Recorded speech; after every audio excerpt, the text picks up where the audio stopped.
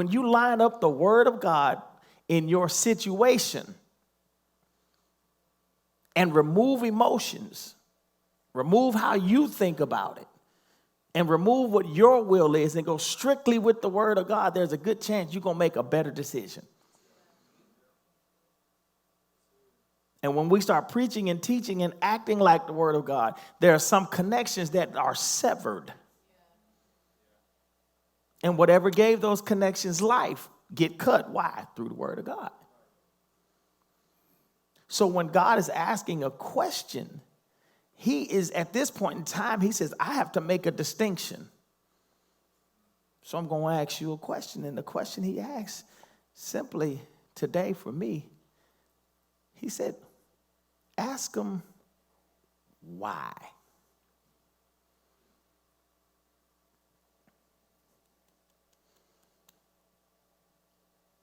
Why do you want to quit?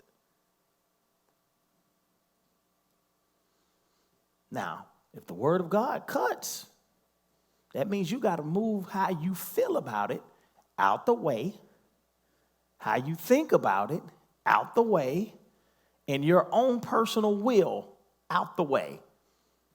He says, why? Why do you want to get married?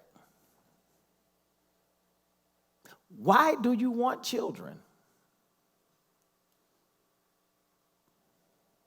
Why?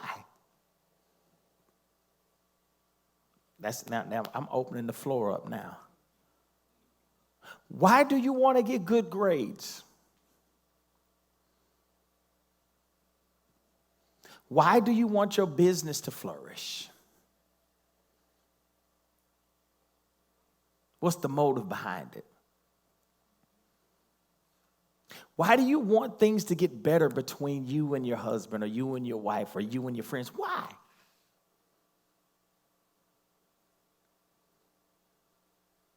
And with kingdom citizens, just why do you want to be healed? Just so I can feel better ain't a good enough excuse.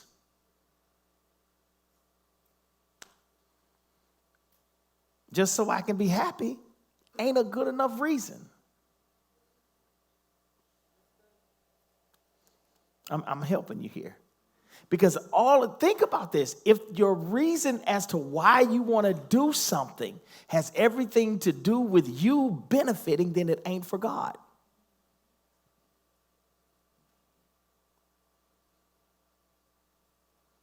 Sometimes it's God's will for us to go through the fiery furnace. And why would he allow us to go through the fiery furnace?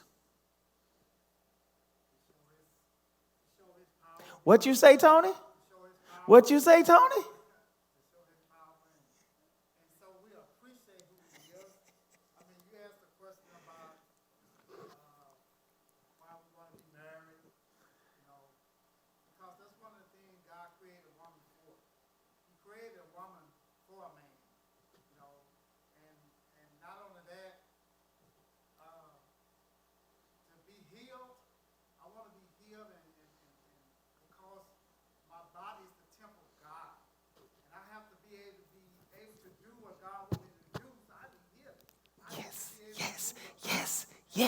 Yes. Don't make me run. Don't make me run. Because if the only reason why you're telling me to pray for your relative because they're sick is so they can feel better. And they go right back to what they did that got them in that position.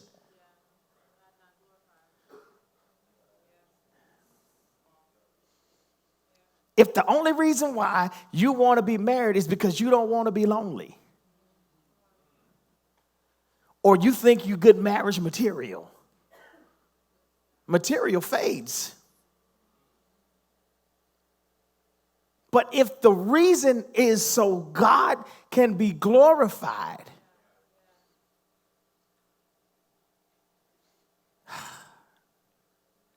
so a lot of times when we're asking God, I need a better job. Why?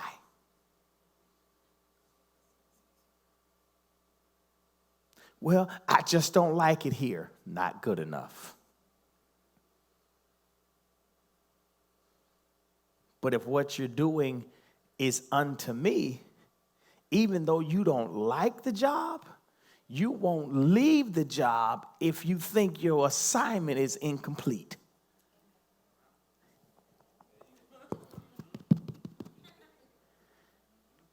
You will ask God, God, is my season up?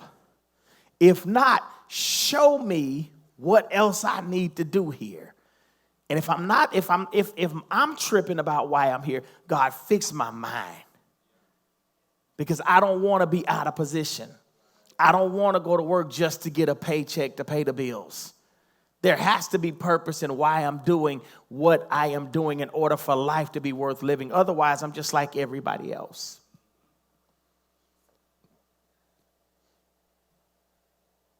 Lord, I'm apologizing. Why?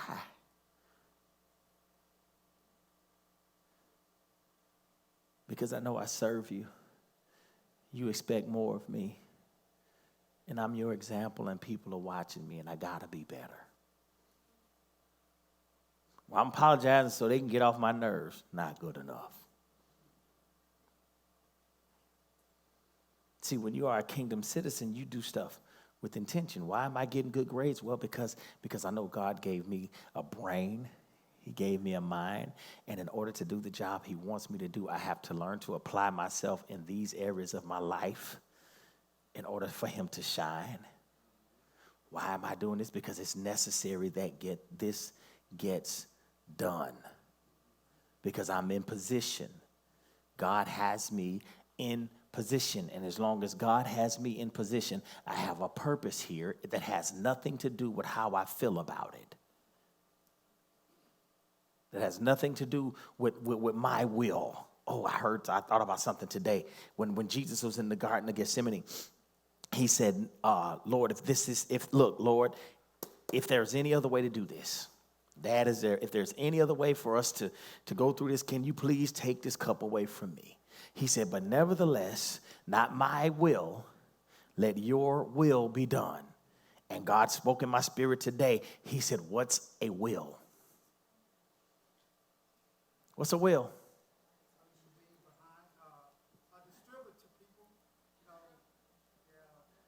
And those instructions come through when? After you die. He said, now think about that. Jesus said, not my will, let your will be done. In other words, Jesus was saying, I am going to kill my will in order for your will to come forward. I'm going to crucify myself. I'm going to do away with what I think in order for what you know to be done. He's like, I'm giving up my will and my desire for yours. The only way I can give up my will is I have to die to flesh in order for you to live. My will has to be erased in order for your will to be accomplished. And what did Jesus have to do in order for his will to be accomplished? He had to die. Right? And that was the purpose. That was the why. You got to ask yourself, what's my why? Why do I want to be successful in this? Is it just for me? I believe James said, you have not because you ask not. But then when you ask with wrong motives. Therefore, you do not receive. So a lot of the times we're asking God, I don't want to live check to check anymore. What are you doing with the check you got?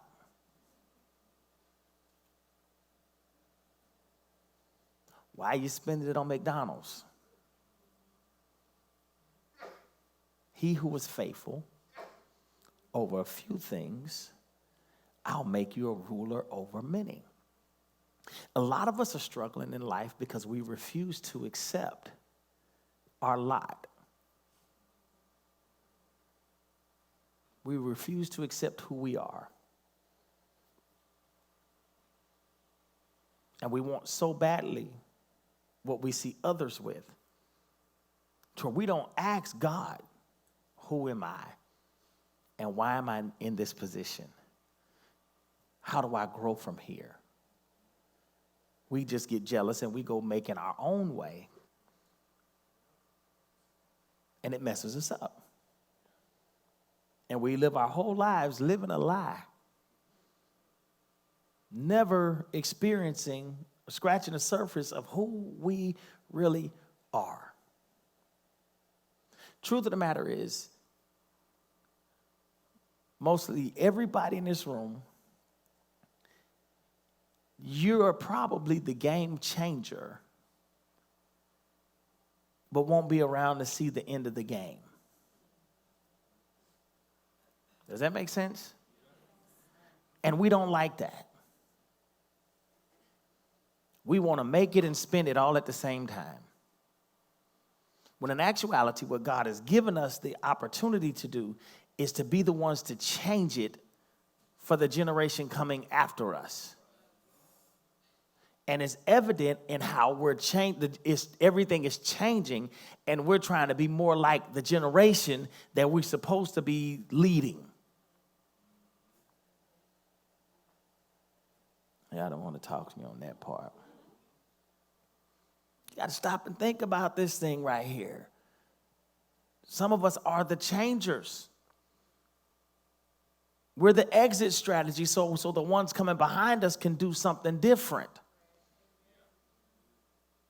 And you have to be willing to be that pioneer. You know what a pioneer does? And I want you to stop calling yourself a trendsetter. If you're doing the same thing that somebody else did, you just got a different shirt on. I'm serious. Pioneers and trendsetters, they have the hardest times in life because they have to cut their own trees, mow their own grass. They got to rake their own leaves. They got to create a trail for people behind them to follow. They are the seed planters. And the seed planters, a lot of cases, very rarely get the fruit. Look at us now. We are collecting the fruit of people before us. But if we're so busy eating the fruit and never planting any seed, we don't leave anything for the generation behind us. Y'all got to pay y'all dues like me. Some of y'all done said it. But in actuality, if you're a trendsetter, you're unlike anybody else. Your ways are going to be harder. Your ways are going to be tougher. But watch what you're going to do. You're going to make it look so easy. Why? Because if that's what you're created to do, right? Swimming is easy for a fish. That's what he does. Flying is easy for a bird. Well, most birds. That's what they were created to do. In order for us to stay underwater, we need all kind of stuff. And hope it don't malfunction when we're down there. That's it. In order for us to fly, we got to get in something a man done made and test it out. And God, I hope it don't run out of gas. Why? Because that's not something we were naturally created to do. So yeah, to a bird, it looks simple to fly. To a fish, it's simple to swim. But to us, we got to put in work to do it. So when you find yourself putting in more work to do something and it's hard and you're losing sleep, you got to ask yourself, why? Did God ordain this for me to do? Or did I decide to do it because I thought it was going to make me rich, or I thought I really, really liked it? Just because you can do something well don't mean that that's what you was called to do.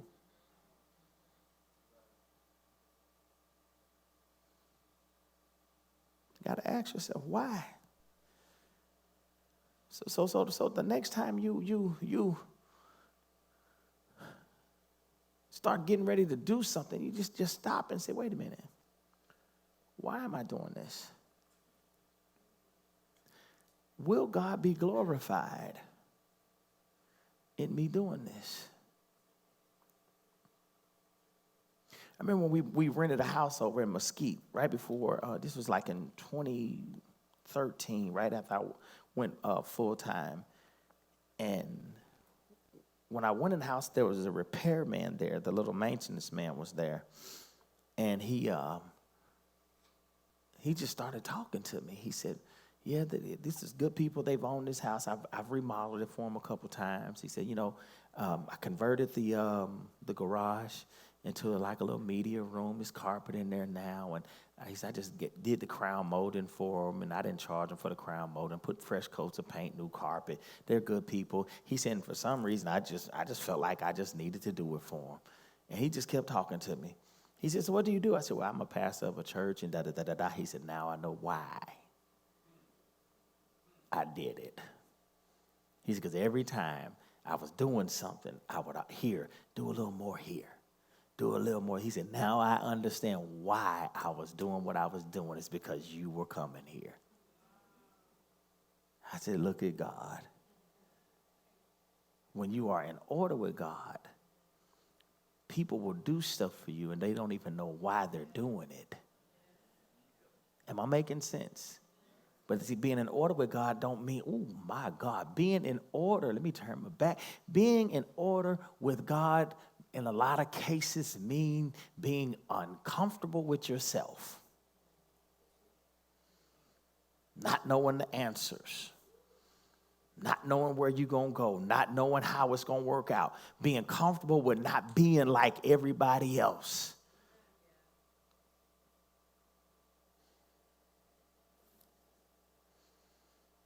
I hope this is helping you.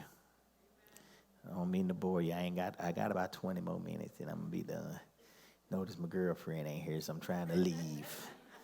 Yeah, her brother flew in, so she hadn't seen her brother in I don't know how long. So I'm like, Lord have mercy, ain't nobody getting no sleep tonight. It's all good. Yeah, but I'm just so excited and happy, for because she's the only girl.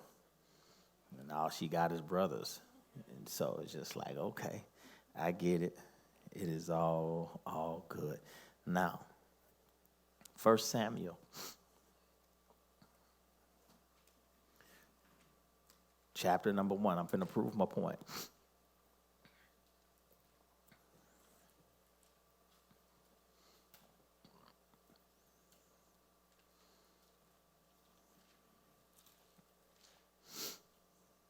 And I'll let you know, y'all, I be praying in detail for y'all. I'm serious. Especially, my single women in here.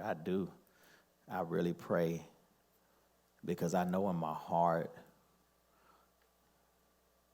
if it's God's will, you all will make amazing wives. I know that. But there has to be a man of God in order to recognize it and see it. And a lot of times that causes you to have to be isolated and put up in the wilderness for a little while. But then at the end of the day, and I know this was hard for people to receive. I said it like a year or two ago. Not everybody's going to get married. Oh, you should have saw the looks that people came. I said, okay, women outnumber men, 20-1? I think that's obvious that not everybody's going to get married unless we start being polygamous up in this piece. I mean, everybody's sharing somebody. According to if we'd have done things the original way. And I want us to get out of the thought process of thinking that when we start talking about us needing each other, it always has to be in a relationship like that. Because it doesn't have to be in a relationship like that. We balance each other regardless, because we're supposed to be different in that aspect, whether it be a grandfather, a father, uncle, grandmother, aunties. We balance each other in that way because we don't think alike.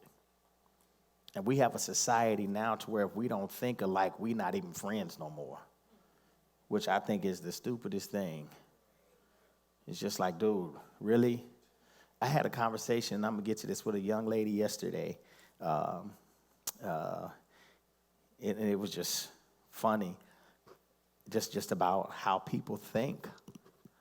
And because, you get some people that are real, Republican-ish, about abortion and all of this. They get super duper spiritual, and God doesn't want this. And so if you're pro-choice, you're of the devil. And that's what some people think.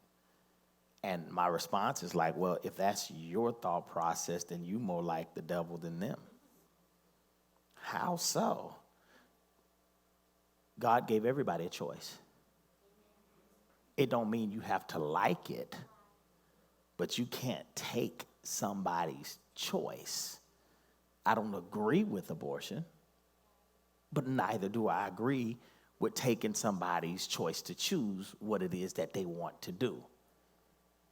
And she said, I've never heard it explained like that before. I said, that's because they don't put me on the stage. They don't give me a chance to say it. I don't get invitations because I'm going to tell the truth. Because people want you to pick one side. I'm in the middle. I'm on whatever's right is going to gravitate to the middle. I believe Jesus was crucified in the middle. You right here, you right there, but you're wrong there and you're wrong there. Come on to this side. The word of God cuts, it separates. And you got to stand on the word of God when it's time to stand on the word of God. Now, that's giving me some time to get to this next point. 1 Samuel, chapter number 1. I want you to watch this.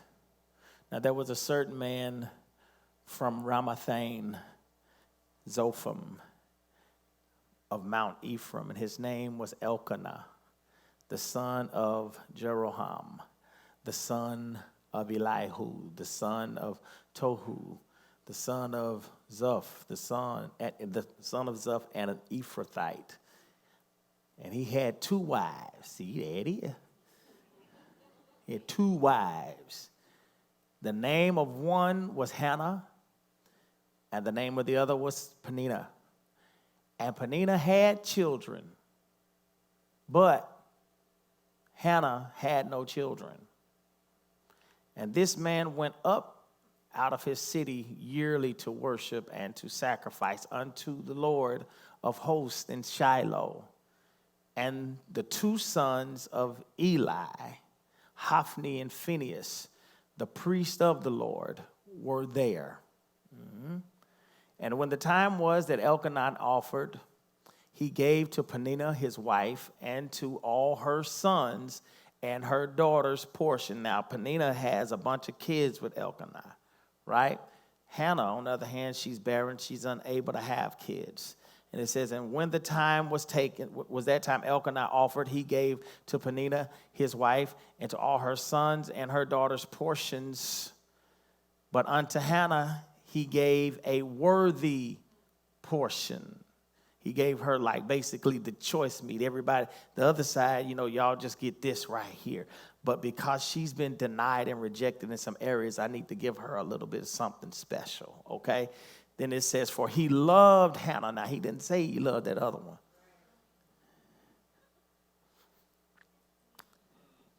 She merely the baby mamas. Uh-oh.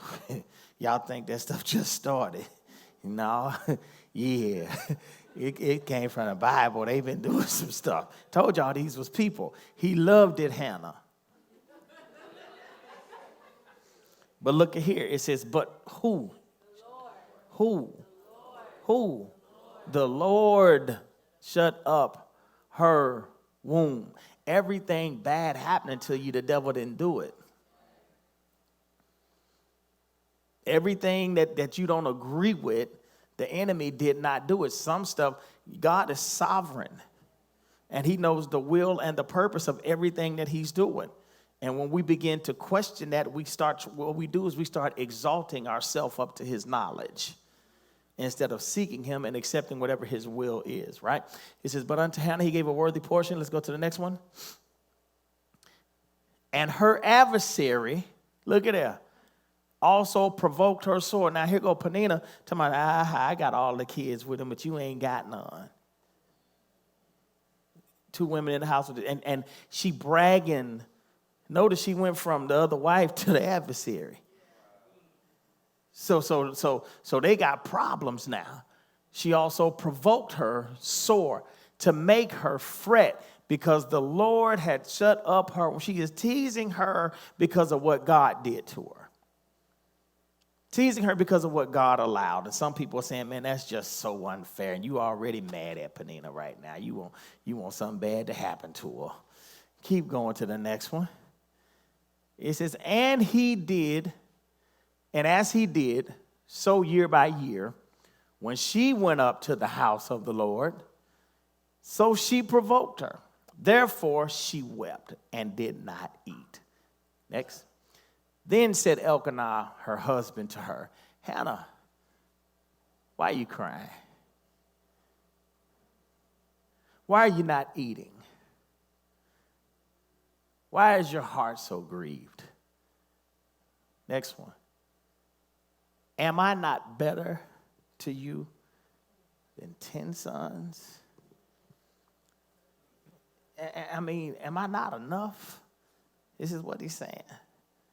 You won't eat, you starving yourself, you depressed, you mad, you angry.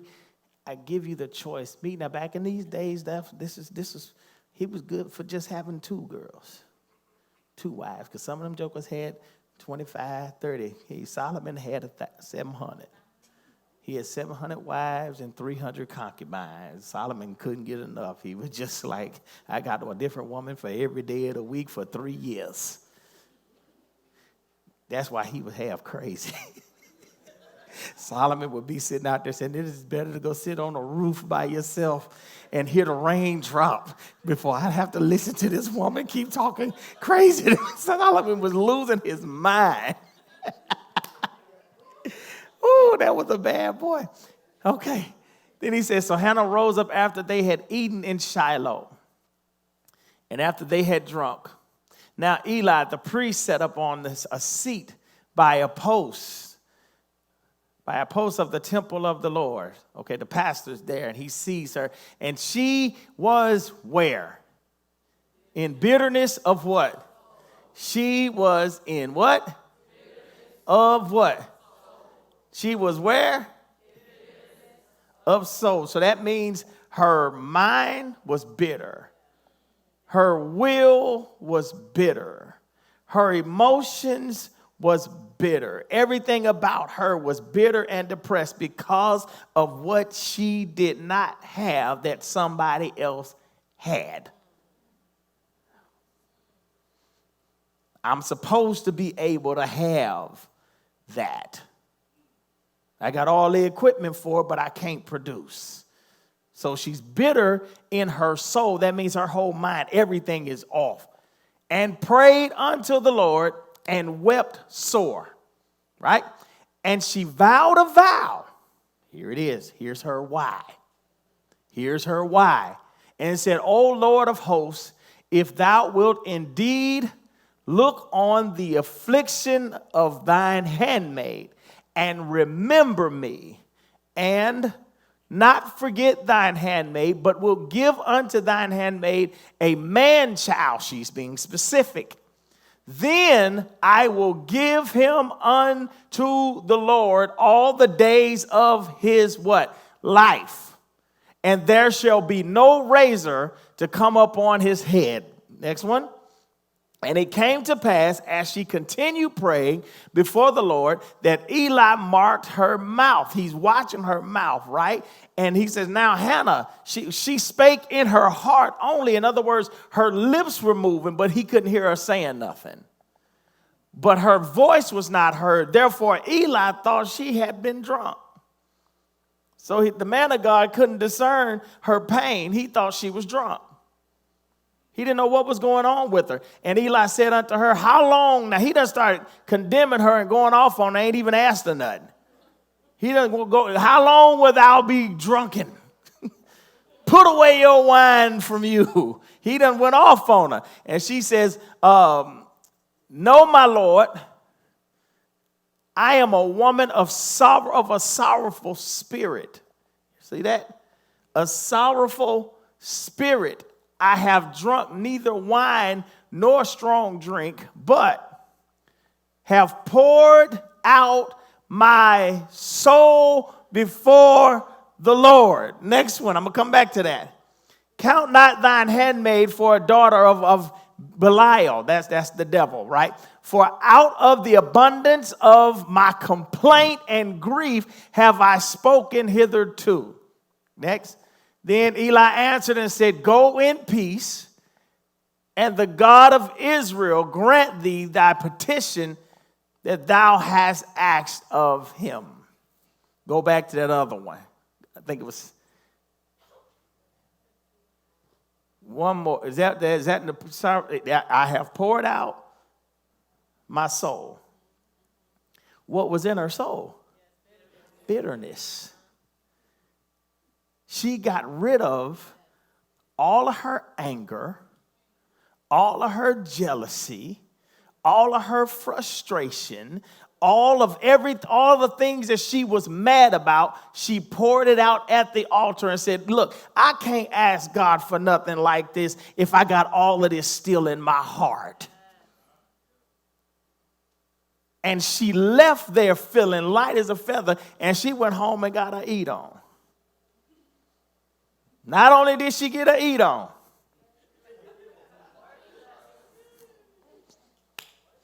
intense moments of fellowship. We'll leave it at that.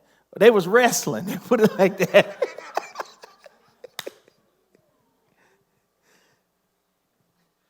Why? Because she got rid of the bitter spirit. But then not only that, she made a vow to the Lord as to the reason why she wanted this. Lord, I will give him back to you. He will be yours. I don't want him just for the sake of having him. See what God was doing, God was preserving her womb. Because this one young man would be the one that would come and be the true prophet of Israel. So she couldn't just have a child at any given time. She had to have one when the Lord was ready. But even before then, her heart had to be right. Her why had to be right. Her reason had to be right. He was saying, if I give you this, are you going to keep it for yourself? Or are you going to give it back to me?